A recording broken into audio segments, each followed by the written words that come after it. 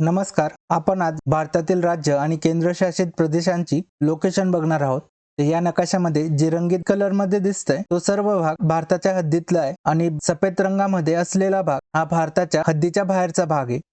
इथे वरती हे वरचं आहे लद्दाख आणि इथे त्याच्याच खाली हे आहे जम्मू काश्मीर.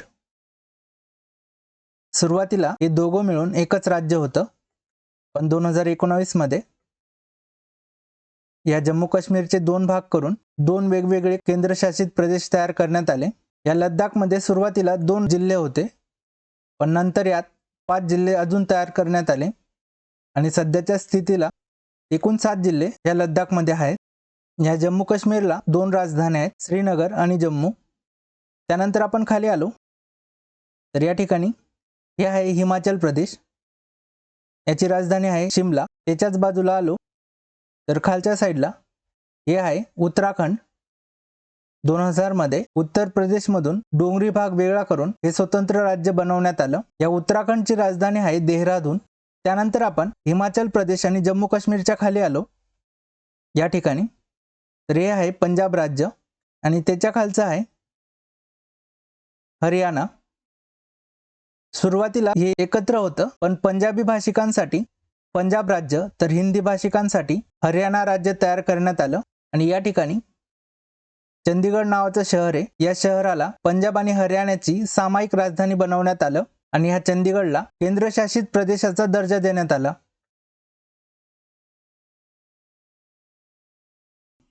यानंतर आपण हरियाणाच्या या ठिकाणी बघितलं तर इथे भारताची राजधानी दिल्ली हे शहर आहे आणि राजधानी असल्याने याला केंद्रशासित प्रदेशाचा दर्जा देण्यात आला आहे. या ठिकाणी क्षेत्रफळ कमी आणि लोकसंख्या जास्त, म्हणूनच हरियाणाचा काही भाग, राजस्थानचा काही भाग आणि उत्तर प्रदेशचा काही भाग या दिल्ली सोबत जोडण्यात आला आणि याला दिल्ली NCR नाव देण्यात आलंय.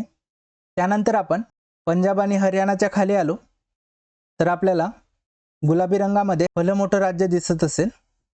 हे आहे राजस्थान. क्षेत्रफळाच्या दृष्टीने राजस्थान हे प्रथम क्रमांकावर येतं. याची राजधानी जयपूर. त्यानंतर आपण इकडे खाली आलो राजस्थानच्या तर हे आहे गुजरात. गुजरातची राजधानी आहे गांधीनगर. गुजरात आणि राजस्थानच्या पूर्व साईडला पिवळ्या रंगामध्ये हे राज्य आहे मध्य प्रदेश किंवा MP. क्षेत्रफळाच्या दृष्टीने याचा दुसरा नंबर लागतो. याची राजधानी आहे भोपाळ. याच्यावर आपण गेलो तर आपल्याला हे राज्य मिळतंय हिरव्या रंगामध्ये. हे आहे उत्तर प्रदेश किंवा UP. भारतामध्ये सर्वात जास्त लोकसंख्या या उत्तर प्रदेशमध्येच आहे. याची राजधानी आहे लखनौ. त्यानंतर आपण त्याच्याच शेजारी बघितलं तर हे आहे बिहार. बिहारची राजधानी आहे पटना आणि वर जे दिसतंय आपल्याला हा देश आहे नेपाळ. UP आणि बिहारच्या बॉर्डरवर. त्यानंतर आपण बिहारच्या खाली आलो तर आपल्याला गुलाबी रंगामध्ये हे राज्य मिळतंय. हे आहे झारखंड. सुरुवातीला बिहार आणि झारखंड एकत्र होते, पण 2000च्या साली बिहारमधनं झारखंड वेगळं करण्यात आलं आणि स्वतंत्र राज्य बनवण्यात आलं. त्यानंतर आपण झारखंडच्या पूर्वीकडे आलो तर आपल्याला हिरव्या रंगामध्ये हे जे राज्य दिसतंय हे आहे वेस्ट बेंगाल किंवा पश्चिम बंगाल. याची राजधानी आहे कोलकाता आणि हे जे व्हाईट रंगामध्ये दिसतोय हा भाग आहे बांगलादेशचा. भारताला स्वातंत्र्य मिळण्याच्या आधी पश्चिम बंगाल आणि बांगलादेश एकत्र मिळून बंगाल प्रांत होता, पण ज्यावेळेस स्वतंत्र झालं त्यावेळेस बंगालच्या पूर्वेकडचा भाग पाकिस्तानला देण्यात आला आणि त्यामुळे बंगालचा उरलेला पश्चिमेकडचा भाग पश्चिम बंगाल राज्य म्हणून ओळखला जाऊ लागला. यांना ब्लॅक मध्ये करून घेतो. इकडे नेपाळ पण.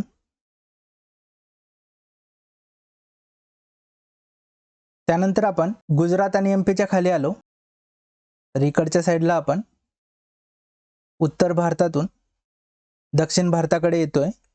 हे आहे महाराष्ट्र. महाराष्ट्राची राजधानी मुंबई सर्वांना माहिती असेल. त्यानंतर आपण महाराष्ट्राच्या खाली आलो तर हे पिवळ्या रंगामध्ये दिसतंय हे आहे कर्नाटक.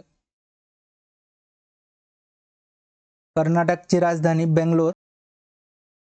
या दोघांच्या मध्ये इथे हे आहे गोवा, गोवाची राजधानी आहे पणजी. या कर्नाटकच्या खाली आलो आपण तर इथे आपल्याला मिळेल केरळ, इथे एन पाहिजे KN. केरळची राजधानी आहे तिरुवनंतपुरम आणि याच्याच बाजूला आहे तमिळनाडू, त्याची राजधानी आहे चेन्नई. जर आपण वर आलो तमिळनाडूच्या तर आपल्याला हे आंध्र प्रदेश राज्य मिळेल, याची राजधानी आहे अमरावती आणि त्याच्यावरती आहे तेलंगणा, महाराष्ट्राला लागून असलेलं राज्य. सुरुवातीला आंध्र प्रदेश आणि तेलंगणा एकत्र होते, पण 2014 मध्ये आंध्र प्रदेशमधून तेलंगणा राज्य वेगळं करण्यात आलं. या तेलंगणामध्येच हैदराबाद नावाचं शहर आहे जे की या राज्याची राजधानी आहे. त्यानंतर आपण वरती आलो महाराष्ट्र आणि MP च्या पूर्व साईडला तर आपल्याला आकाशी रंगामध्ये हे राज्य मिळतंय. हे आहे छत्तीसगड. छत्तीसगड पूर्वी MP चा भाग होता, मध्य प्रदेशचा भाग होता, पण 2000 मध्ये MP मधनं छत्तीसगड वेगळं करण्यात आलं. या छत्तीसगडची राजधानी आहे रायपूर. त्यानंतर आपण छत्तीसगडच्या पूर्वेकडे आलो तर हे जे राज्य आहे हे आहे ओडिशा आणि ओडिसाची राजधानी आहे भुवनेश्वर. त्यानंतर आपण इकडे आलो तर इथे वेस्ट बेंगालच्या वरती इथे छोटंसं राज्य आहे सिक्कीम, ज्याची राजधानी आहे गंगटोक. 1975 मध्ये हे भारताला जोडण्यात आलं. त्यानंतर आपण नॉर्थ ईस्ट साईडला आलो. हे सर्वात मोठं राज्य आहे नॉर्थ ईस्ट साईडचं, आसाम, त्याची राजधानी आहे दिसपूर. आसामच्या वरती जर आपण बघितलं तर हे कोपऱ्यावरचं राज्य आहे अरुणाचल प्रदेश.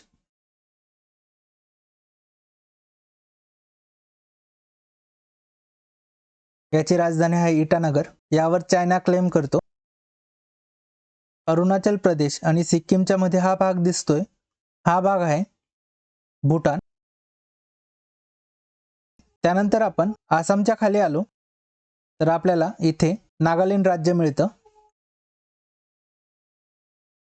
नागालँडची राजधानी आहे कोहिमा. नागालँडच्या खाली आपल्याला इथे मणिपूर मिळतं.